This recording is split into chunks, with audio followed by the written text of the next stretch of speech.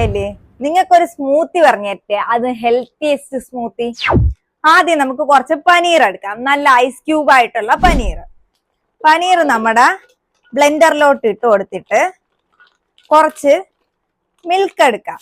ആവശ്യത്തിന് മിൽക്ക് ഒഴിക്കുക. നിങ്ങൾക്ക് എത്ര സ്മൂത്തി ആയിട്ട് കിട്ടണോ അത്രയും മിൽക്ക്. മധുരത്തിനായിട്ട് നമ്മൾ യൂസ് ചെയ്യുന്നത് സ്റ്റീവിയ ആണ്.